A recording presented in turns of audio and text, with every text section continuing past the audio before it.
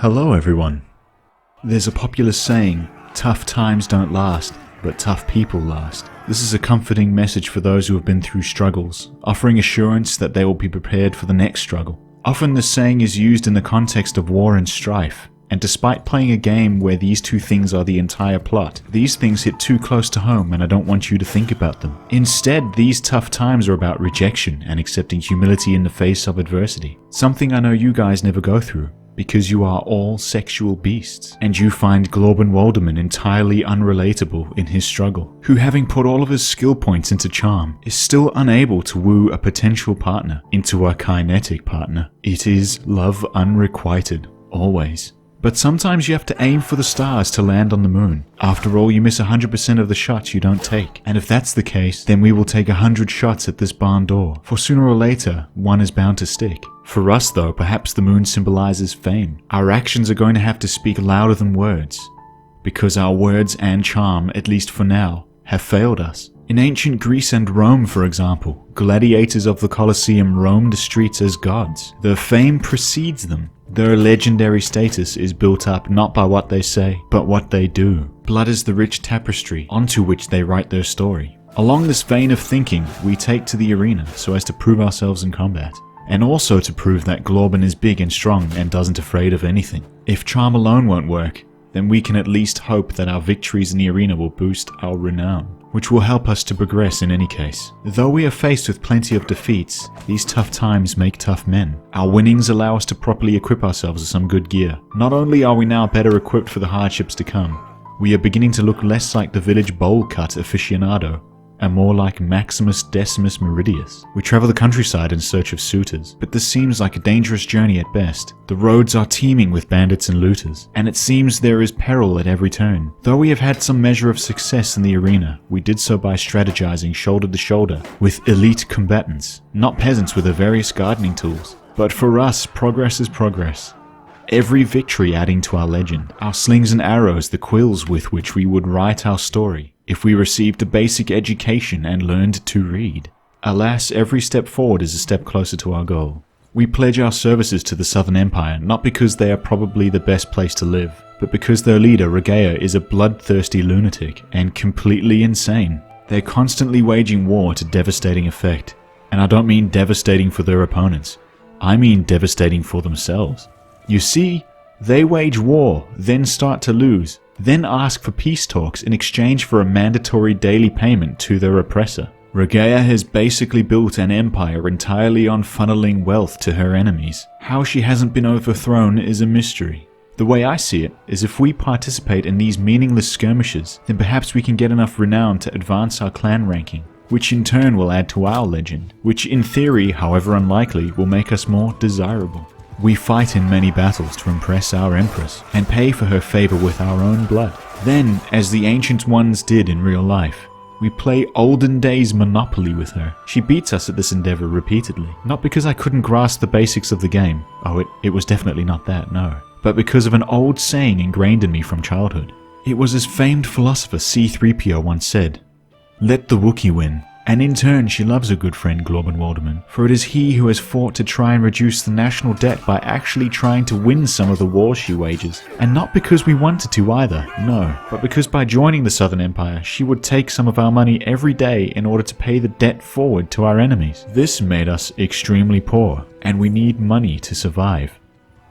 Following many battles, our clan rank increased. Glorben tries his hand with some of the ladies. The ones we do make progress with at first tend to lose interest in us. Some of them straight up telling us to our face that they do not find us attractive. What? Why? My body's a temple, sculpted from years of inactivity. It's perfect, how dare you? We all know this is a farce because we've been wearing this identity-concealing face wrap for some time now. And so long as it's on, they have no idea we are related to Nozon, which is surely the reason why anyone would reject us. Because Nozon is disgusting. We meet another woman, Debana, whom we hit it off with at first, and with her square jaw and low expectations, she's perfect. She straight up tells us we're ugly. We ignore the slight because we have aspirations, and we would scale mountains to see our aspirations to fruition. After all, the greatest achievement was at first for a time a dream, for the oak tree lies asleep in the acorn, and our dreams are the seedlings of realities. Eventually she relents, but we must first make arrangements with her father so we may marry. I offer him, I don't know, like 2,000 dinars, and this he is happy to accept for our families to join in holy matrimony. In short, we purchased his daughter. Love transcends such mortal toilings as currency. We marry instantly in the field in front of where the transaction takes place.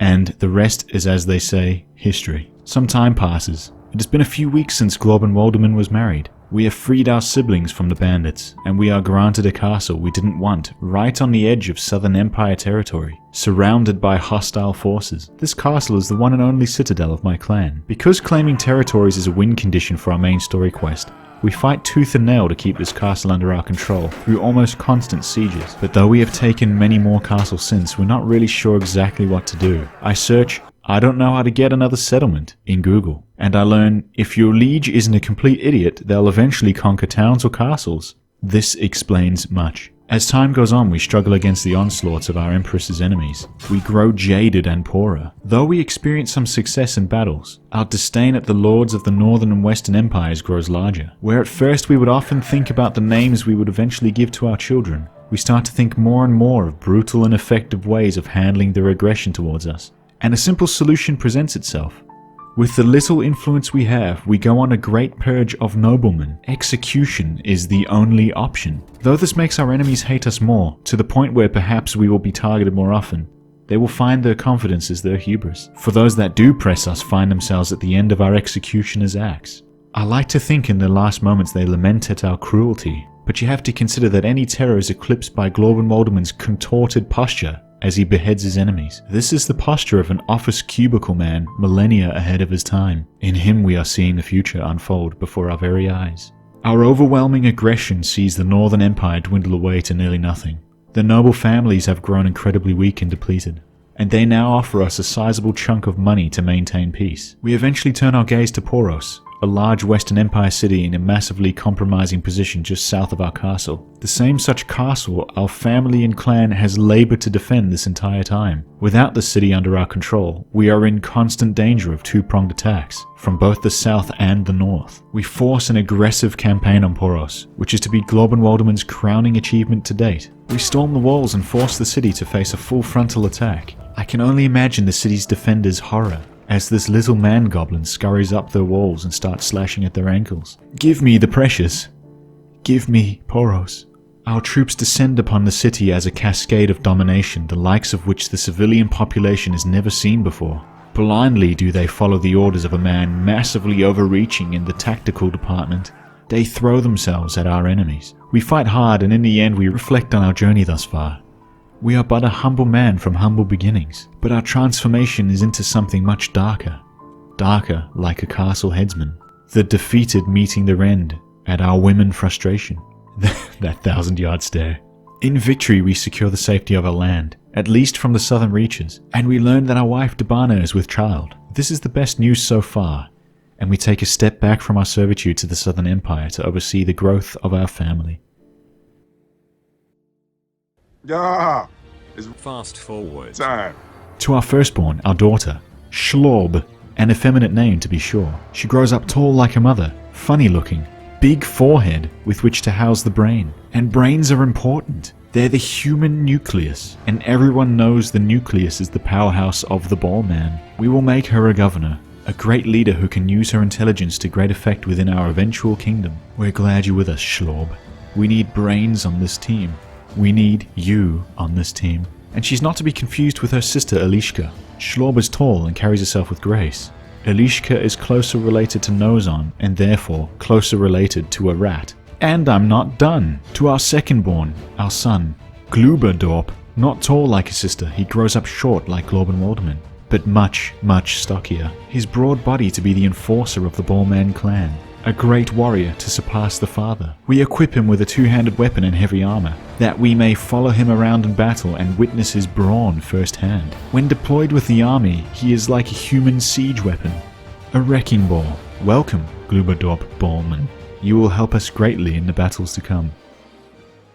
And that's not all, there's another. And to our third born, our second son, Glorbenwaldoman Ballman, or more commonly referred to as Child of Glorbenwaldoman. He is too young to journey with the group for now, but seems to be very short like his father, lacks the forehead and as a result the brain density of his sister, and is without the significant brawn and mighty girth of his brother.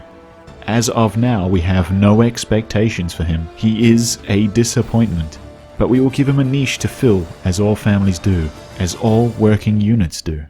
They say that for a parent, having a child is like having a heart walking around outside your body. To the world, a child may be one person, but for the parent, that one person is the whole world. I need you, the viewers, to know that though you are not my child, to me you are the whole world. I've been having a lot of fun making these videos and I really appreciate the support.